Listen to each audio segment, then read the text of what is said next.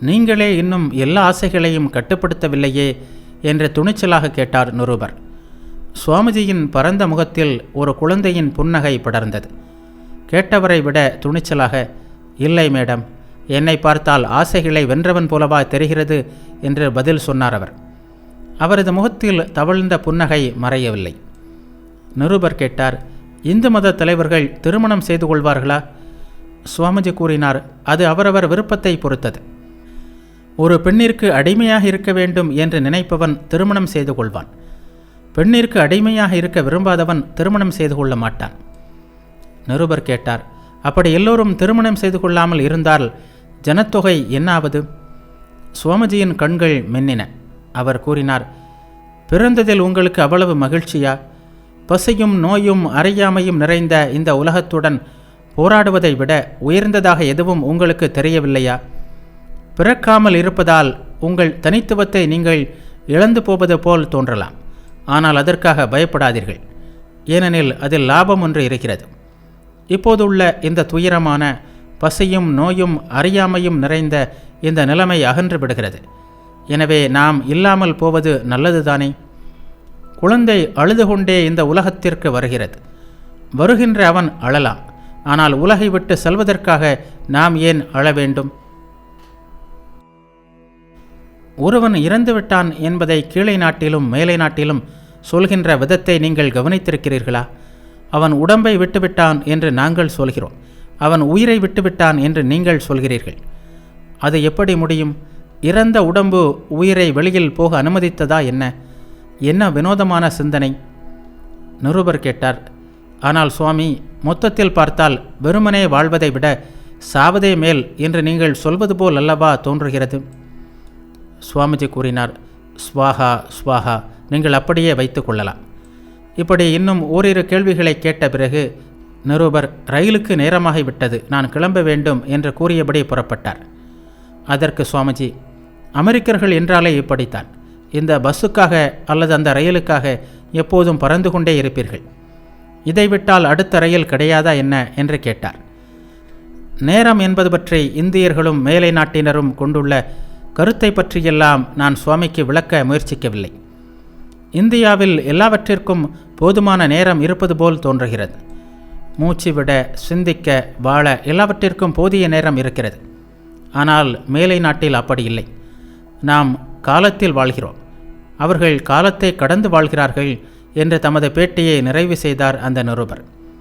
அந்த நிருபர் எழுதியது சுவாமிஜியை பொறுத்தவரை முற்றிலும் உண்மை. அவர் எதையும் அவசரப்பட்டு செய்வதில்லை. எப்போதும் ஒரு நிதானம் அவரது வேலைகளில் இருக்கும். ரயிலோ வண்டியோ பிடிப்பதற்காக யாராவது ஓடுவதைக் கண்டால் அவருக்கு வேடிக்கையாக இருக்கும். ஏன் இதற்கு பிறகு வண்டியே கிடைக்காதா என்று கேட்பார் அவர். சொற்பொழிவுகளையோ வகுப்புகளையோ குறித்த நேரத்தில் ஆரம்பிப்பது பற்றியும் அவர் கவலைப்படுவதில்லை. அதுபோலவே எப்போது முடிப்பார் என்பதையும் சொல்ல இயலாது. எடுத்த தலைப்பை முடிக்கும் வரை அவர் பேசிக்கொண்டே இருப்பார். குறித்த நேரத்தை விட 2 மடங்கு அதிகமானாலும் பொருட்படுத்த மாட்டார். வகுப்புகளுக்கு செல்வதற்கு சில நிமிடங்கள் முன்பு வரை அறையில் சாவகாசமாக அமர்ந்திருப்பார். சாதாரண உடையில் நாற்காலியில் பத்மாசனத்தில் அமர்ந்தபடி பேசிக்கொண்டிருப்பார். கேள்விகளுக்கு பதிலளிப்பார், வேடிக்கை பேசுவார், புகைப்பிடிப்பார்.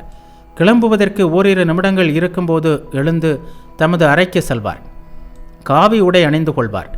கம்பீரமாக வகுப்புக்கு செல்வார். அந்த கம்பீர நிதானம் ஒருபோதும் அவரிடமிருந்து விலகியதில்லை.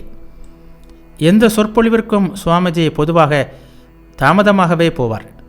ஒரு நாள் பிற்பகல் 3 மணிக்கு சுவாமிஜி ஸ்ரீ கிருஷ்ணரை பற்றி பேசுவதாக இருந்தது. அவர் வரவே இல்லை. சுவாமிஜியின் சொற்பொழிவுக்கு பொறுப்பாளரான ஆலன் பல முறை திருமுனையில் சென்று சுவாமிஜி வருகிறாரா என்று பார்த்த வண்ணம் இருந்தார். 5ஆம் முறை சென்று பார்த்தபோது திருக்கோடியில் சுவாமிஜி நடந்து வருவது தெரிந்தது. அப்போது மணி 3:30. வழக்கம் போலவே நிதானமாக கம்பீரமாக வந்து கொண்டிருந்தார் அவர். அதற்கு மேலும் ஆலனால் பொறுக்க இயலவில்லை. நேரடியாக சுவாமிஜியிடம் சென்று அவருடன் திரும்பி நடக்கலானார். சுவாமிஜியின் வேகம் அதிகரிக்கவில்லை.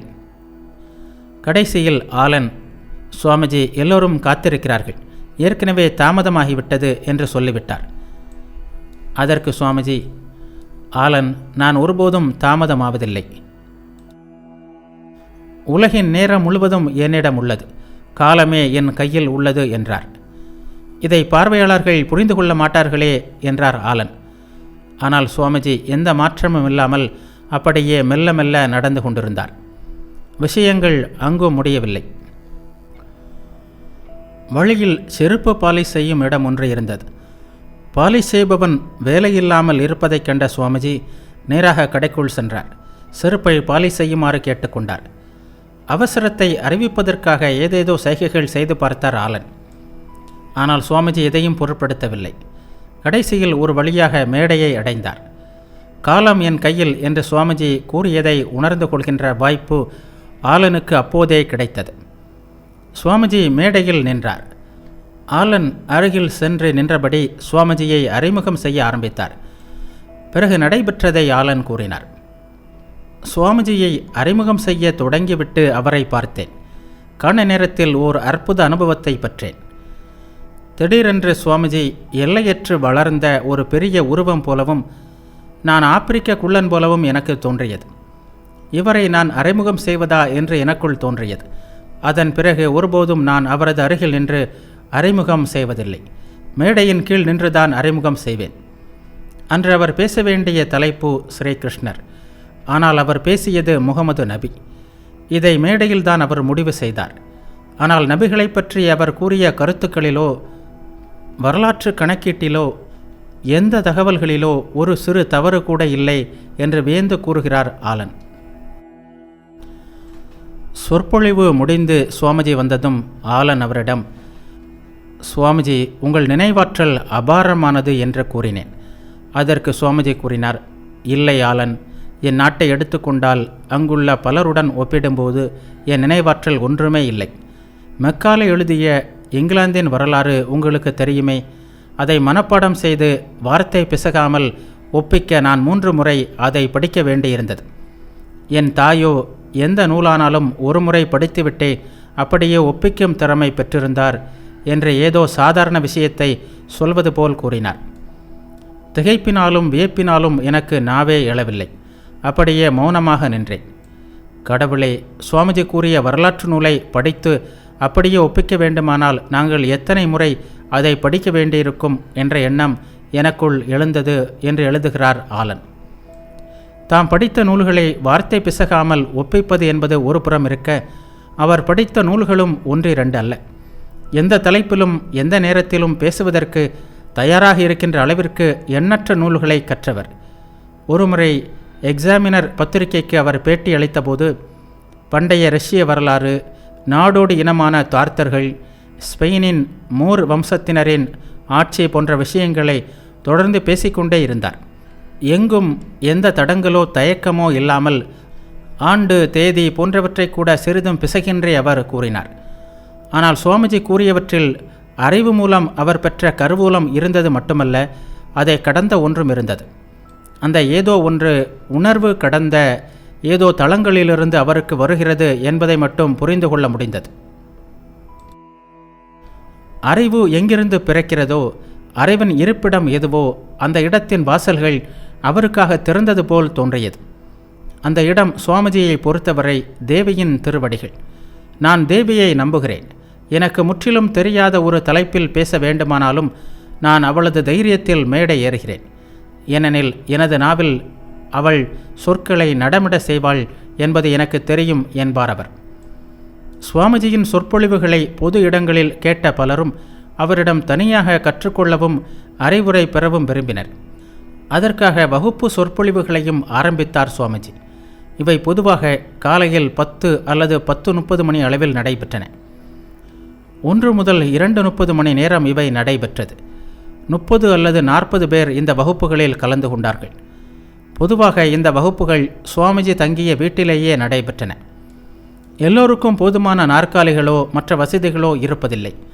இருந்தாலும் 3ஆம் மாடியில் இருந்த அந்த அறைக்கு அத்தனை படிகளையும் ஏறி சில வேளைகளில் மாடி படிகளில் கூட அமர்ந்து அவரது சொற்பொழிவுகளை மக்கள் கேட்பதுண்டு.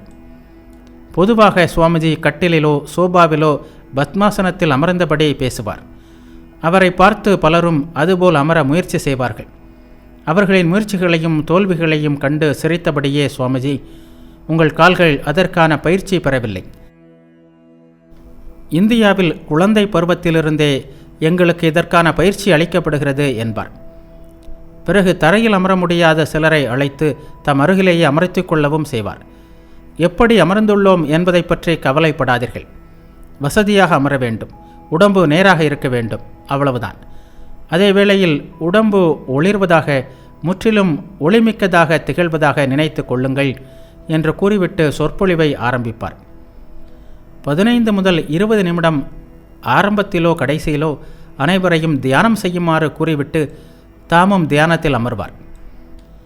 தியானத்தின் ஆரம்பத்தில் மிகவும் கம்பீரமாக ஆழ்ந்த குரலில் சில சமஸ்கிருத மந்திரங்களை ஓதுவார்.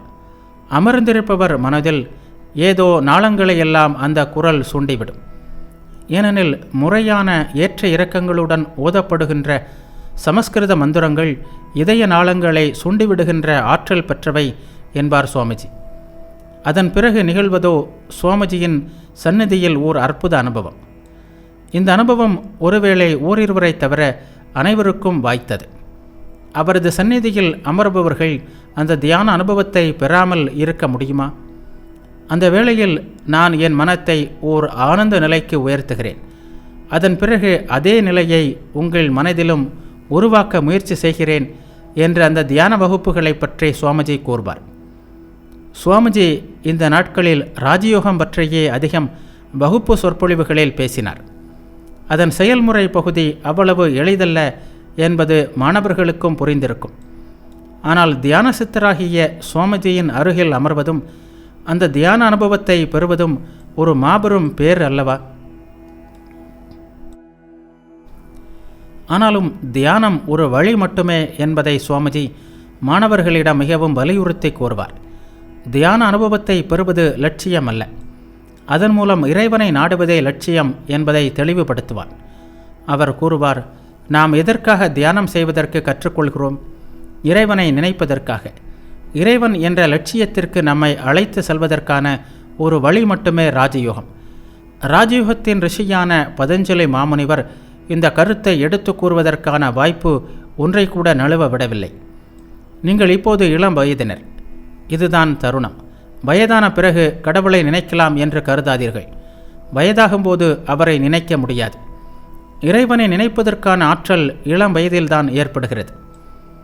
யாராவது இந்த கருத்தை புரிந்து கொள்வதிலோ பயிற்சிகளிலோ சிரமப்பட்டால் சுவாமிஜி கருணையோடு அவர்களை வழி நடத்துவார்.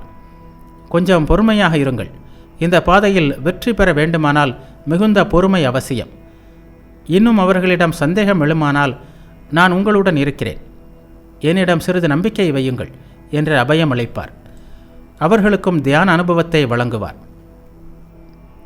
சுவாமிஜியின் அருகில் அமர்ந்தவர்கள் மட்டும்தான் அந்த அனுபவத்தை பெற்றார்களா என்றால் இல்லை. அவர் இளமையிலேயே தியான சித்தர். தமது சங்கல்பம் ஒன்றினாலேயே தியான அனுபவத்தை வழங்க வல்லவர். அது பற்றி ஹான்ஸ்ப்ரோவின் வாழ்க்கை நிகழ்ச்சி ஒன்றை பார்ப்போம்.